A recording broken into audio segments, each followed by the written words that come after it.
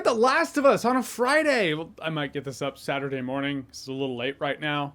Sorry about that. So it looks like the universe recognizes something has to give. And since it's called Super Bowl Sunday, not The Last of Us Sunday, The Last of Us gets bumped to Friday, so here we are. Also going to talk about spoilers for episode 5 of the HBO series The Last of Us. Not going to talk about anything spoiler-based in the game going forward or looking forward. If you don't know the plot of the game, you are safe. But if you haven't seen episode 5 of The Last of Us and you still watch this video, well, you're kind of screwed. And now we're halfway through season 1 of The Last of Us, and in this episode, I gotta say, starting to see some cracks in the armor. Still an enjoyable show, but there are things. Most anything that this episode made up that wasn't a part of the game just wasn't as good as the game. I don't mean in the capacity of it's not exactly like the game, ergo it's not as good as the game. That's not necessarily true. I think in the case of the live action Last of Us though, in this episode in particular, I feel like this episode overcooked a couple things, whereas the game just kept it in the pocket, if not kept it simple. So last episode we left off where Henry and Sam meet Joel and Ellie, and now Henry and Sam are hanging out with Joel and Ellie. Now in the show they made a change with Sam. Sam is deaf in the show. The character's hearing impaired, the actor's hearing impaired. That does present an opportunity to show the dynamic between these two brothers and how in the show Sam relies on his brother more to survive this world. In an episode that shows that Sam might step on glass and make noise when he doesn't know that he's stepping on glass or making noise in a world where there are zombies and monsters that hone in on you on the basis that you're making noise. However, I do feel this show dropped the ball in showing that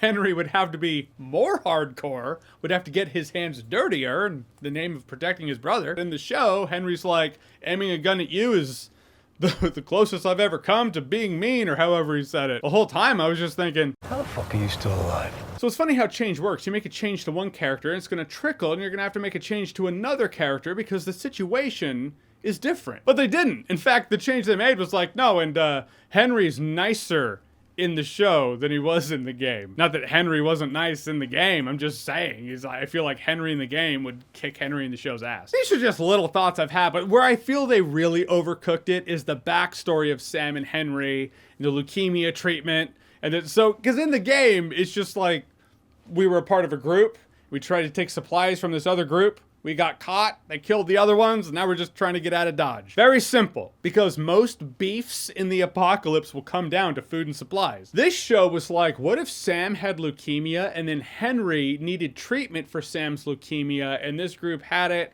and so Henry goes to the group and the group's like, hey, we want you to sell out this other guy and then we'll give you the meds, and then Henry does it, and then Karen, is her name Kathleen? Come on, we were all thinking Karen. Now she hates Henry because that guy that Henry sold out for the leukemia meds for his brother was her brother, and so now she's... Right! It's just a bit overcooked. In a world like our world, where civilization hasn't fallen yet, where elitists keep shit for themselves, you know what those in power would do with leukemia meds in the zombie apocalypse where resources are scarce? Leukemia meds most of all? Yeah.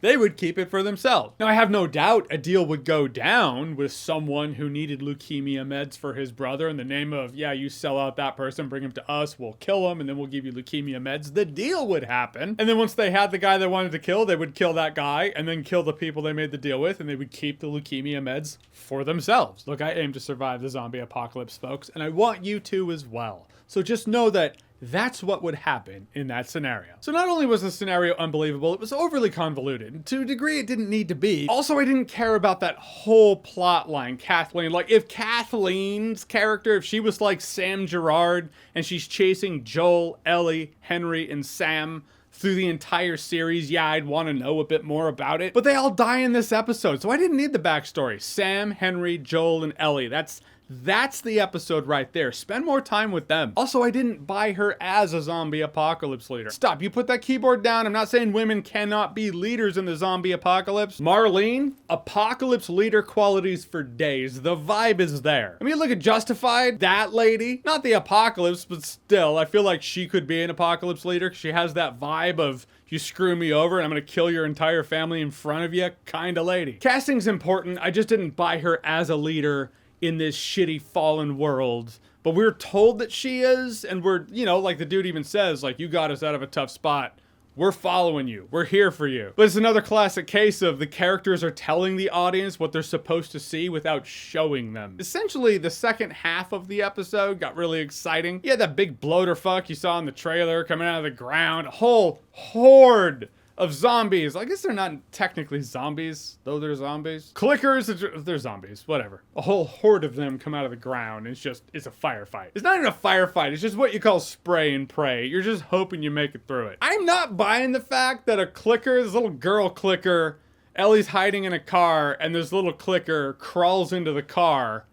A clicker that just operates on sound. Lot of gunfire going on out there, and apparently this thing was like, I hear something, obviously. There's a girl in the car breathing. But I do gotta look back and touch on episode 3. Episode 3, how it feeds into episode 5, or at least how it did for me, was actually quite smart that they did episode 3 the way they did. Because episode 3 was this optimistic twist, optimistic comparatively when dealing with fungus, horror, and zombies.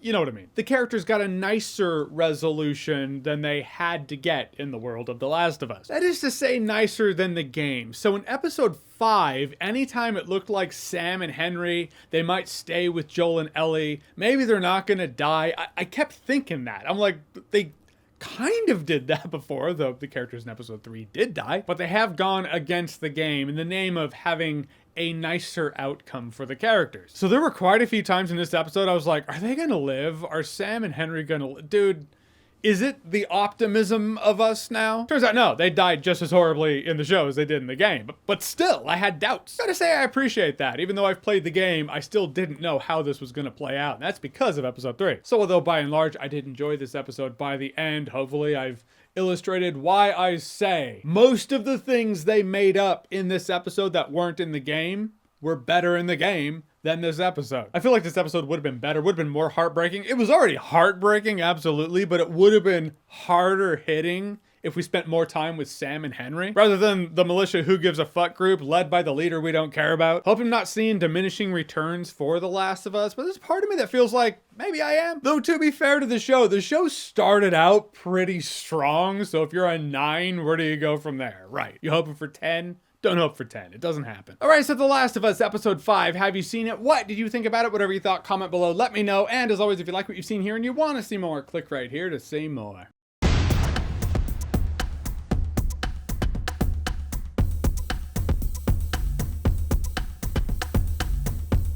One thing I can say for certain is Joel keeping the sniper rifle after he killed the sniper is the most video game based thing I've ever seen in a live action adaptation.